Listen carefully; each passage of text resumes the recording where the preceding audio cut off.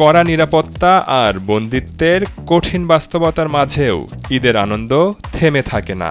এবার সেই দৃশ্যই ফুটে উঠল রাজশাহী কেন্দ্রীয় কারাগারে। ঈদ উল ফিতর উপলক্ষে কারাবন্দীদের জন্য নেওয়া হয়েছে ব্যতিক্রমী সব আয়োজন, যা মুহূর্তের জন্য হলেও ভুলিয়ে দিয়েছে বন্দিত্বের বেদনা। ঈদের দিন সকাল ৯টায় কারাগারের ভেতরে অনুষ্ঠিত হয় ঈদের জামাত। নামাজ শেষে এক ভিন্ন আবেশ ছড়িয়ে পড়ে বন্দীদের মাঝে। চিরচেনা সেই গান, ওমর রমজানের ওই রোজার শেষে এলো খুশির ঈদ।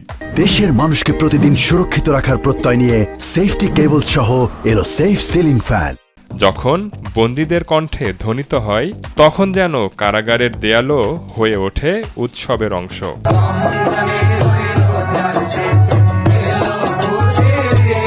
কারা কর্তৃপক্ষের আয়োজনে ছিল সাংস্কৃতিক পরিবেশনা, উন্নতমানের খাবার এবং আন্তরিক আপ্যায়ন।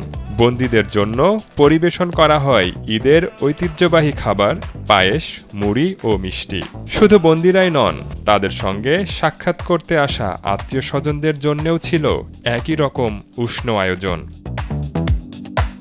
Senior jail super Mohammad Shah Alam Khan নিজে কর্মকর্তাদের সঙ্গে নিয়ে দর্শনার্থীদের ফুল দিয়ে স্বাগত জানান। তাদের হাতে তুলে দেন পায়েস, মুড়ি, মিষ্টি।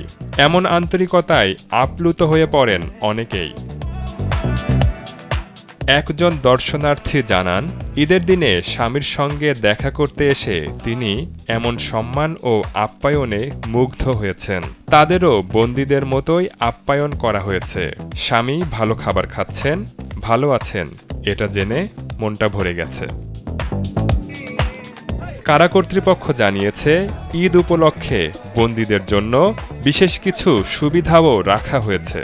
আগামী ৩ দিন বাহির থেকে আনা খাবার গ্রহণের সুযোগ, বাড়তি সাক্ষাৎ এবং বিশেষ ফোন কল সুবিধা দেওয়া হবে। এসব উদ্যোগ বন্দীদের মানসিক স্বস্তি বাড়াতে সহায়ক হবে বলে মনে করছেন সংশ্লিষ্টরা। ফাহিম ফয়সাল, কালবেলা।